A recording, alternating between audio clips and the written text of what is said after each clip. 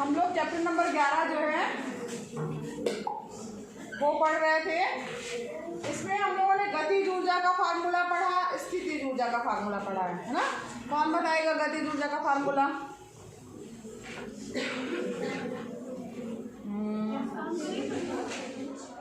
अनमोल बताओ।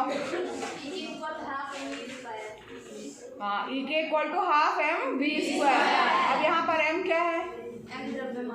वस्तु का v क्या है? अंतिम वेग। अब यहाँ पर ये सही, इसने सही बताया गतिज ऊर्जा का फार्मूला। और गतिज ऊर्जा कहते किसे हैं? कौन बताएगा? हाँ आयशा बताओ। ऊर्जा के द्वारा कार्य करने की क्षमता गतिज ऊर्जा है। ऊर्जा के द्वारा कार्य करने की क्षमता, कार्य करने की क्षमता नहीं, और सही नहीं है ये। कौन बताएगा? हाँ तुम बताओ। उसकी गति के कारण कार्य करने की क्षमता को गतिज ऊर्जा कहते हैं। हाँ सही है। और स्थितिज ऊर्जा के बारे में कौन बताएगा? खुशी तुम बताओ। Very good. हाँ, EP इक्वल टू mgh। ये गतिज ऊर्जा का फार्मूला है। m क्या है यहाँ पर? वस्तु का द्रव्यमान। g क्या है? गुरुत्वीय त्वरण है। और h क्या है? ऊंचाई है। अब स्थितिज ऊर्जा कहाँ किसे जाएगा? चलो बताओ। किसी वस्तु के स्थिति विपरीत अवस्था में जो कार्य करने की क्षमता होती है उसकी स्थिति। हाँ, किसी वस्तु की स्थिति के कारण जो कार्य करने की क्षमता उसमें उत्पन्न होती है उसी को स्थितिज ऊर्जा कहा जाएगा। स्थिति के कारण उत्पन्न ऊर्जा स्थितिज ऊर्जा कहलाएगी। ठीक है, बैठ जाओ सब लोग। स्थितिज ऊर्जा गतिज ऊर्जा दोनों हमने पढ़ लिया। ठीक है, और इसके एग्जाम्पल भी हम लोगों ने देख लिए थे। तो जैसे अगर मान लीजिए हमने किसी खिलौने में चाबी भरा तो हम क्या कर रहे हैं? उसमें ऊर्जा दे रहे हैं, ऊर्जा स्थानांतरित कर रहे हैं। अब वो उसको हमने जब चाबी पूरी भर दी तो उस स्थिति के कारण उसमें जो है स्थितिज ऊर्जा संचित हो गई। जब हम उसको ज़मीन में छोड़ेंगे तो वो गति करने लगेगा। उसमें ऊर्जा और किसी माध्यम से, भाई ऊर्जा के लिए कहीं ना कहीं भोजन चाहिए, यानी कुछ ना कुछ जो है उसको भोजन चाहिए। अब हम लोग तो भोजन करते हैं। ठीक है, अब यहाँ पर दूसरे जो निर्जीव वस्तु हैं उनको पेट्रोल चाहिए, डीजल चाहिए या विद्युत चाहिए है, उसके माध्यम से वो कार्य करते हैं। लेकिन उस खिलौने में तो कोई ऊर्जा थी नहीं, ना उसमें पेट्रोल, ना डीजल, ना विद्युत, ना कोई सेल लगा है, तो चलेगा कैसे? हमने उसमें जो है अपनी ऊर्जा जो है वो चाबी के रूप में जो घुमा घुमा करके स्थानांतरित की और उसके बाद वो ऊर्जा संचित हो गई और फिर इसके बाद वो गतिज ऊर्जा में बाद में जो है वो गति करने लगा तो उसमें कन्वर्ट हो गई। इसके फार्मूले जो है दोनों आपको अच्छे से बन गए होंगे और हम लोगों ने इसके एग्जाम्पल भी अच्छे से हल कर लिए हैं। आज हम पढ़ेंगे ऊर्जा संरक्षण का नियम।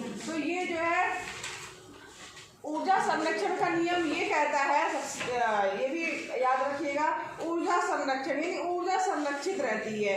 ऊर्जा जो है वो उसे ना तो कोई उत्पन्न कर सकता है और ना ही कोई नष्ट कर सकता, उसे केवल एक रूप से दूसरे रूप में परिवर्तित किया जा सकता है। ठीक है, तो यहाँ पर जो है एक रूप से दूसरे रूप में परिवर्तित किया जा सकता है, यही ऊर्जा संरक्षण का नियम है। यानी कांस्टेंट रहती है प्रत्येक स्थिति में जो है, और ऊर्जा जो है और सभी प्रकार के रूपांतरण के लिए जो है ये ऊर्जा संरक्षण का नियम मान्य होता है। प्रत्येक स्थिति में ऊर्जा जो है संरक्षित रहती है। तो अब ऊर्जा संरक्षण का जो हमने नियम कहा, क्या कि ऊर्जा जो है ना उत्पन्न हो सकती है ना ही नष्ट हो सकती, केवल एक स्थिति से दूसरे स्थिति में स्थानांतरित हो सकती है या एक रूप से दूसरे रूप में स्थानांतरित हो सकती है। यानी ऊर्जा का योग सभी बिंदुओं पर वस्तु की स्थितिज ऊर्जा और गतिज ऊर्जा का योग जो है वो कांस्टेंट रहेगा या अचल रहेगा। इसको क्या कहा जाता है? कांस्टेंट या अचल रहेगा या स्थिर रहेगा। तो यहाँ पर ये है आपका क्या ऊर्जा संरक्षण का नियम। क्या है कहता ऊर्जा संरक्षण का नियम कि स्थितिज ऊर्जा प्लस गतिज ऊर्जा बराबर कांस्टेंट यानी स्थिर रहती है। ऊर्जा हमेशा स्थिर रहती है, कांस्टेंट रहती है, एक रूप से दूसरे रूप में केवल परिवर्तित हो सकती है। ना हम उसे उत्पन्न कर सकते हैं ना ही हम उसे नष्ट कर सकते हैं। स्थितिज ऊर्जा का फार्मूला mg है, गतिज ऊर्जा का फार्मूला हाफ mv स्क्वायर, दोनों मिलाकर क्या हो जाएगा? कांस्टेंट हो जाएगा। यही जो है क्या है उसकी कुल ऊर्जा जो रहेगी वो जो है वो अचल रहेगी। इसको कुल यांत्रिक ऊर्जा जो है कहा जाएगा। किसी वस्तु की गतिज ऊर्जा और स्थितिज ऊर्जा का योग जो है उसकी कुल यांत्रिक ऊर्जा कहलाता है। ठीक है, तो ये हो गया आपका क्या, ऊर्जा संरक्षण का नियम। याद रहेगा सबको? सबको याद हुआ? ऊर्जा ना तो उत्पन्न की जा सकती है, ना ही नष्ट की जा सकती है। ऊर्जा को केवल एक रूप से दूसरे रूप में परिवर्तित किया जा सकता है, और सभी बिंदुओं पर वस्तु की स्थितिज ऊर्जा और गतिज ऊर्जा जो है वो कांस्टेंट रहती है या अचर रहती है। यही है आपका ऊर्जा संरक्षण का नियम। ये दोनों चीजें आपको याद है, इन दोनों का योग जो है वो कांस्टेंट रहेगा। ठीक है, इस स्थितिज ऊर्जा में अगर गतिज ऊर्जा दे रहे हैं तो वो स्थितिज ऊर्जा में कन्वर्ट हो गई, मान लीजिए रुक गई, फिर उसके फिर जब वो चली कोई वस्तु या कोई खिलौना, तो फिर वो गतिज ऊर्जा में उसके जो है फिर रूपांतरण हुआ। तो इस तरीके से ऊर्जा को ना हम उत्पन्न कर सकते हैं और ना ही नष्ट कर सकते हैं। ठीक है, अब यहाँ हम बात करते हैं कार्य करने की दर को। ठीक है, तो यहाँ पर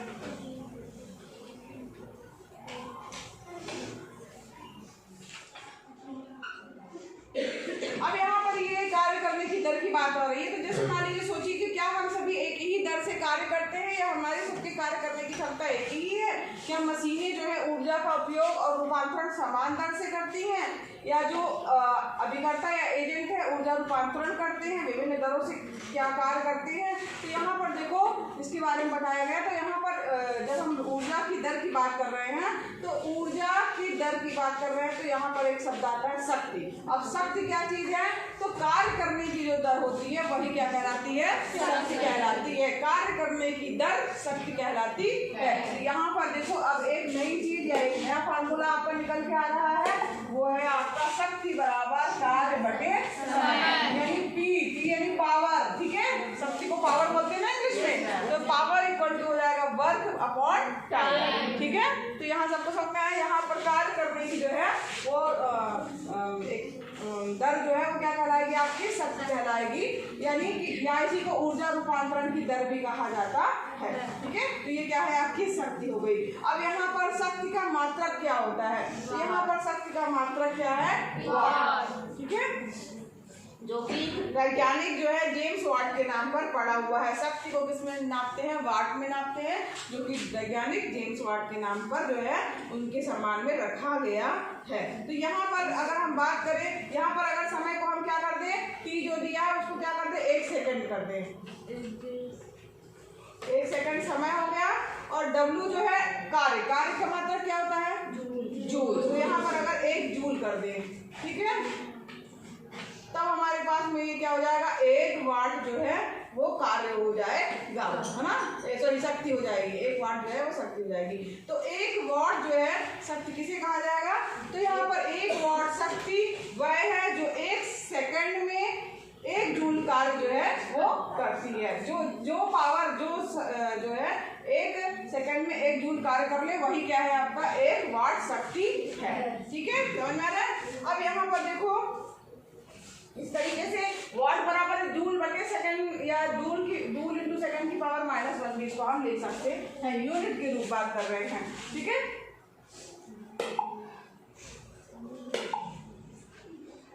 अब यहाँ पर आगे हम पढ़ेंगे कि जो इसको रूपांतरित करना है, मान लीजिए किलोवाट, क्योंकि ऊर्जा जो ये हम बात कर रहे हैं जूल की, तो कम है, तो इसके लिए 1 वाट की जगह किलोवाट इस तरीके से और आगे जो यूज करना है। तो यहाँ पर जो है उसको जो है 1 किलोवाट बराबर 1000 वाट होता है। ठीक है, तो ये उसकी जो है और जो है उसको बढ़ाना है, या ज़्यादा क्वांटिटी में अगर मान लीजिए हम बात कर रहे हैं वाट की, तो वो किलोवाट हो गया।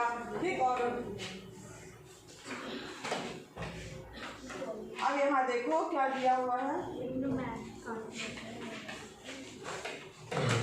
ऊर्जा का व्यावसायिक मात्रक। ठीक है, एक मिनट यहाँ पे और कुछ जो है ये देख लो दिया है कि ये जो एग्जाम्पल दिए वो भी फार्मूले जो है आप उससे हल कर सकते हैं। जैसे यहाँ दिया 2 लड़कियां, जिनमें से प्रत्येक एग्जाम्पल पढ़ने से पहले थोड़ी सी चीज़ और बची है, वो भी पढ़ लो। कार्य का व्यावसायिक ऊर्जा का व्यावसायिक मात्रा, यानी ऊर्जा यानी जो हम खर्च कर रहे हैं, घरों में सबके मीटर लगा हुआ, बिजली तो लगी है और कनेक्शन लगा हुआ है, तो उसमें जो बिजली का बिल आता है वो क्या होता है? वो आता है इतने किलोवाट जो है आपने यूनिट या यूनिट इतनी यूनिट आपने बिजली खर्चा की है। तो यूनिट शब्द जो आता है तो उसका इसका मतलब क्या हुआ? तो यहाँ पर देखो जूल जो है, अगर हम जूल की बात कर रहे हैं तो ऊर्जा का बहुत छोटा मात्रक है। और अगर मान लीजिए इसको और ज़्यादा बड़ी राशियों में अगर हम व्यक्त करना चाहें तो किलोवाट घंटा हो गया। इसके बाद जो है घर और उद्योग की बात करें या व्यावसायिक संस्थान की बात करें तब यहाँ पर किलोवाट घंटा में जो है जनरली हम जो बिजली खर्चा होती है उसको व्यक्त करते हैं किलोवाट घंटा। ठीक है, किलोवाट घंटा जिसको क्या कहा जाता है? यूनिट कहा जाता है। तो एक महीने में उपयोग की गई विद्युत को यूनिट के रूप में व्यक्त किया जाता है। और एक यूनिट का क्या मतलब होता है? 1 किलोवाट घंटा। ठीक है, 1 यूनिट बराबर क्या होता है? 1 किलोवाट घंटा। ठीक है,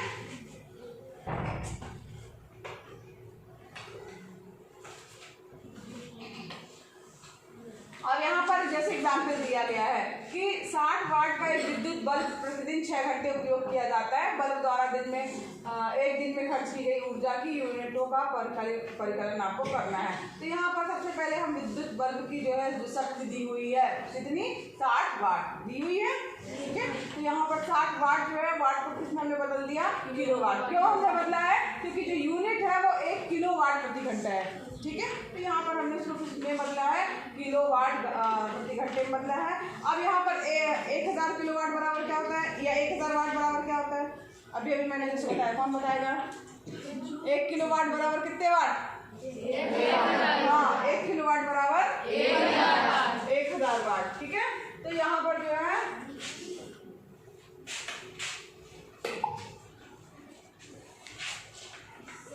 1000 वाट बराबर क्या हो गया आपका? 1 किलो वाट। समझ में आ रहा है? यही चीज हमें पलट के लिखी, 1 किलो वाट बराबर 1000 वाट, 1000 वाट बराबर 1 किलो वाट। अब यहाँ पर 60 वाट बराबर क्या हो जाएगा? 1 वाट बराबर क्या हो जाएगा? 1/1000, है ना? सॉरी, 1/1000।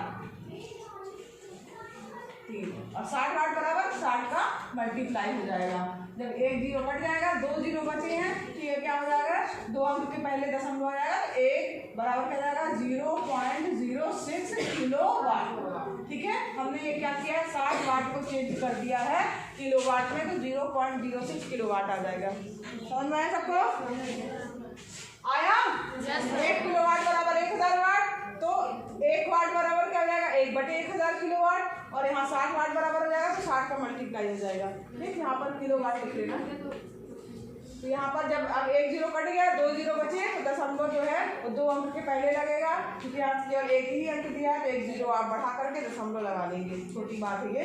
ठीक है, अब यहाँ पर नहीं, इसके बाद जो है हमें उपयोग की गई ऊर्जा भी तो ज्ञात करनी है। तो यहाँ समय दिया है क्या कि जो बल्ब जल रहा है आपका वो 6 घंटे तक जल रहा है। तो यहाँ पर समय क्या दिया है? 6 घंटा। अब चूंकि हमको यूनिट जो ज्ञात करनी है, कितनी यूनिट खर्चा हुई, तो 1 किलोवाट घंटा है, तो वाट तो हमने किलोवाट में कन्वर्ट कर दिया। और चूंकि यहाँ समय ऑलरेडी घंटे में दिया, तो उसको चेंज करने की जरूरत नहीं है। अगर ये मिनट में दिया होता, सेकंड में दिया होता, तो हम चेंज करते। ठीक है, इसमें घंटे में, लेकिन यहाँ पे ऑलरेडी पहले से घंटा दिया हुआ है 6 घंटे, तो यहाँ पर हम उसको चेंज नहीं करेंगे। अब यहाँ सीधे फार्मूला लगा देंगे क्या कि शक्ति बराबर क्या होता है? शक्ति बराबर, शक्ति का क्या फार्मूला हमने पढ़ा दी? शक्ति बराबर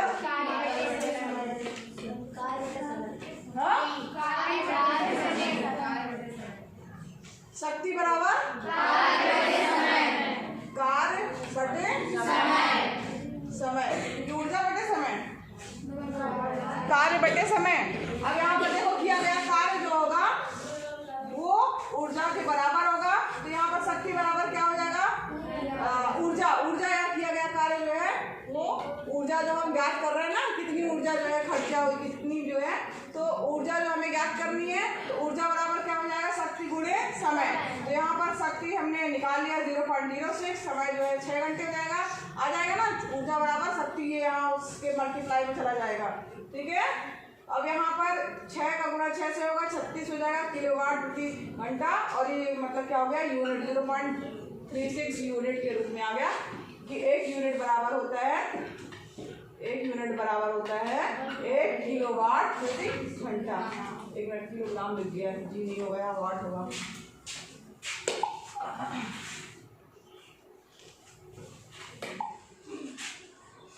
kWh। हाँ ठीक। तो यहाँ पर जो है इसकी जगह पे क्या कर दिया यूनिट, तो यानी बल्ब के द्वारा इतनी यूनिट खर्चा हुई। ठीक,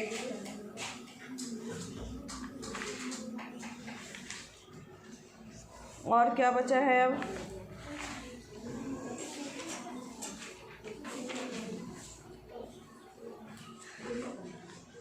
बस ना। ठीक है, तो ये चैप्टर आपका जो है वो हम लोग कंप्लीट कर लिए। अब इसके बाद जो है अब रिवीजन वर्क होगा, कोर्स पूरा आपका कंप्लीट हो गया है। ठीक।